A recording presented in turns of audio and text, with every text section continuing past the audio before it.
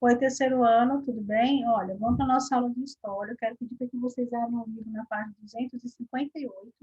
Eu não vou aumentar a tela aqui, tá, do livro online, para não travar o vídeo, porque eu já estava gravando esse vídeo aqui, tive que regravar, porque travou tudo. Vamos lá, então. Olha só, nós vamos aprender hoje, nós vamos falar hoje um pouco sobre os trabalhadores e os direitos que esses trabalhadores têm. Nós falamos sobre as antigas profissões, falamos sobre o surgimento de novas profissões, algumas profissões do passado continuou até hoje, algumas diferenças, né, que a gente viu lá sobre o fotógrafo, por exemplo, e hoje nós vamos falar sobre os trabalhadores e os direitos que os trabalhadores têm. Acompanha comigo aqui na leitura. Olha, você pode olhar no seu livro, pode olhar aqui na tela, vocês que sabem. Olha, atualmente, muitos trabalhadores eles podem desempenhar suas atividades com segurança em um ambiente adequado, que não compromete a sua saúde, além de vários direitos garantidos. Isso é a situação de hoje, tá bom? Então, vários trabalhadores conseguem trabalhar aí em um ambiente adequado, com segurança, né? Nada que comprometa a sua saúde, mas, para isso acontecer, eu estou lendo aqui do segundo parágrafo, tá? Mas, para que isso acontecesse, foram necessárias que muitas lutas por parte dos trabalhadores ao longo da história. Então, olha só, vamos olhar essa fotografia aí. Nessa fotografia, nós temos aí uma praça, né? Temos muita gente, e eu acredito que essa pessoa que está em pé, que é uma mulher, ela está fazendo um discurso, ela está falando com esse pessoal aí. Aí embaixo na fotografia está escrito o seguinte: olha, no passado, o cotidiano da maioria dos trabalhadores era precário, pois eles trabalhavam longas jornadas sem condições de segurança e higiene, além de receber baixos salários, tá? Então, para tentar mudar essa situação, eles se uniram e lutaram para conquistar os direitos que garantissem uma vida melhor, tá? Então, aqui acima nós temos a imagem. E aí, o que que fala para nós aqui? Fala que antigamente as pessoas, os trabalhadores, eles trabalhavam de forma precária. O que é de forma precária? De forma ruim, tá? Era muito ruim o jeito que eles tinham que trabalhar. Como assim? Por exemplo, eles trabalhavam uma longa jornada, ou seja, muito tempo durante o dia, né? Uma jornada muito longa. Eles recebiam salários baixíssimos, né? O lugar onde eles trabalhavam não tinha segurança, não tinha higiene, né? As pessoas que contratavam esses trabalhadores não se importavam com isso, né? Eles não queriam saber se o trabalhador estava tendo segurança, se estava tendo higiene, né? E aí o que aconteceu? Os trabalhadores, então, resolveram se unir e resolveram ir para as ruas reivindicar uma melhor, né, forma de trabalho, reivindicar melhorias para eles, né? E que garantisse para eles isso, essa melhoria. Então, aqui embaixo está escrito o seguinte: olha, muitos dos direitos trabalhistas que existem hoje na atualidade foram conquistados principalmente por causa de mobilizações retratadas como essa na fotografia. Então, por exemplo, se hoje nós trabalhadores, temos aí os nossos direitos, né, temos aí as nossas garantias de um bom trabalho, de uma jornada não muito longa, é porque essas pessoas lá no passado lutaram para conquistar esse direito, certo? Aqui na página do lado, na página 259, você vai ver aí a carteira de trabalho. Olha, observe a carteira de trabalho de Geórgia. Aqui eu não vou aumentar, mas você pode olhar aí no seu livro. Nós temos aqui, ó, a foto da Geórgia, né? Temos aqui o número da carteira de trabalho, temos aqui a assinatura dela. Acompanhe minha setinha, né? Aqui está aqui, ó, contrato de trabalho. Empregador. O empregador é a pessoa que está contratando a Geórgia, né? A empresa que está contratando. Então, no meu caso, Tiaguinho, o meu empregador é a Escola Nação Santa, Colégio Nação Santa, certo? Então, na minha carteira vem escrito aqui, ó, Colégio Nação Santa, certo? Aí aqui nós temos o número do documento dela, que é o CPF, temos o endereço onde ela mora, né, a cidade. Aí aqui nós temos o cargo, que é vendedora, né? Aqui nós temos o número, um outro número aqui. Aqui nós temos a data em que ela foi admitida. Ou seja, quando fala a data que ela foi admitida, é a data que ela foi contratada, tá bom? Então, temos a data e aqui nós temos o salário, tá? Então, isso tudo vem na carteira de trabalho. Aí aqui pergunta, qual que é o cargo que a Jorge ocupa? Vendedora. Qual é o nome do empregador? Center Moda Confecções, a pessoa que está contratando ela, que contratou, né?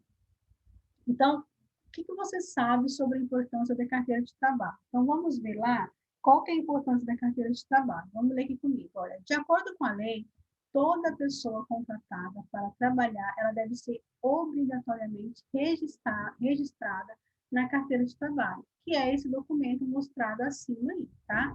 Esse documento ele foi criado no ano de 1943 pelo presidente Getúlio Vargas, tá? Que era presidente na época. Então, essa carteira de trabalho garantiu diversos direitos ao trabalhador. Então, é direito e o trabalhador não pode trabalhar sem carteira assinada. Toda pessoa que vai trabalhar numa empresa, ela tem que assinar, o empregador, no caso, a pessoa que está contratando, tem que assinar a carteira, colocar lá quem está contratando, qual o valor que ela está recebendo, qual o cargo que ela está ocupando, porque você tendo carteira assinada te garante direitos, ok? Que nós vamos falar sobre eles agora. Aí, a CLT. O que é a CLT? CLT, olha, vamos acompanhar comigo aqui na leitura. A carteira de trabalho ela foi instituída por meio de um conjunto de leis trabalhistas chamado Consolidação das Leis do Trabalho. Então, a CLT é um conjunto, ou seja, um conjunto de leis trabalhistas, certo? Então, ela foi instituída nesse meio aí, ó, na consolidação das leis do trabalho, tá?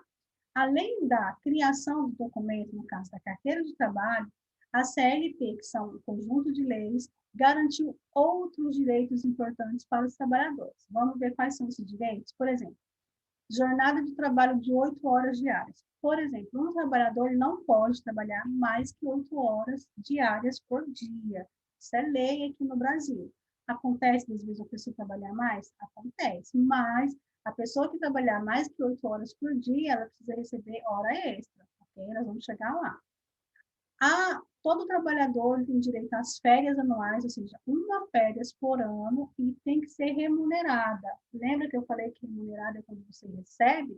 Mesmo que você esteja de férias, você recebe aquelas férias. Porque, por exemplo, pensa comigo, a gente trabalha, se a gente for entrar de férias e não receber, como é que nós vamos passar as férias sem dinheiro? Não é verdade? Então, todas as férias é remunerada. A pessoa tem, por lei, direito de tirar férias pelo menos uma vez por ano, tá bom?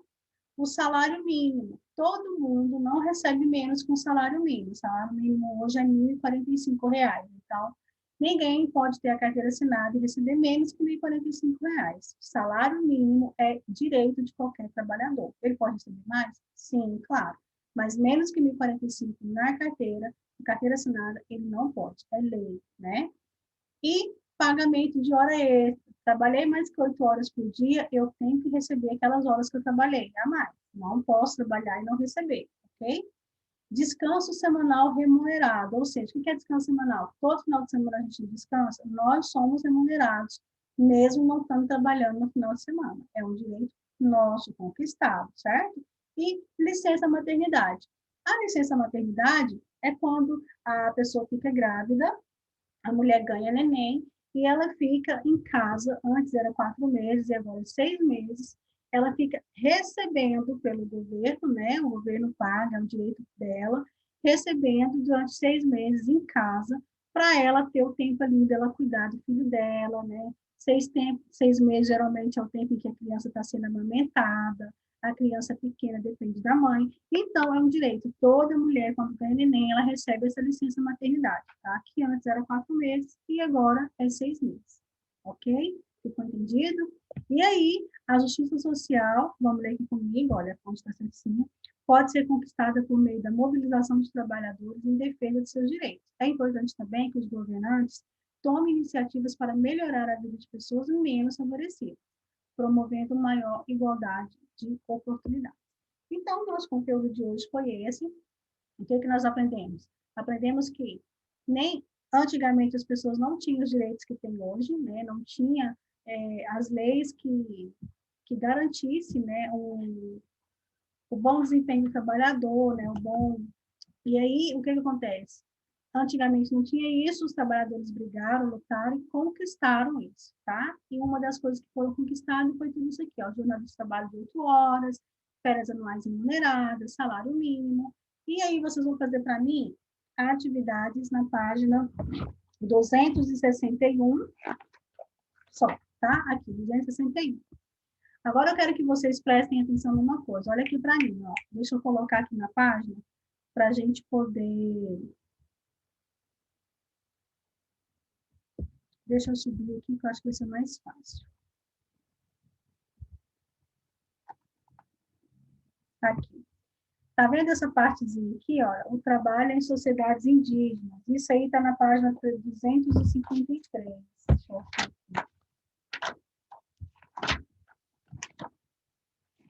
Não, está na página 251, ok? Aí no seu livro. O que é que você vai fazer? Aqui está falando sobre o trabalho na sociedade indígena.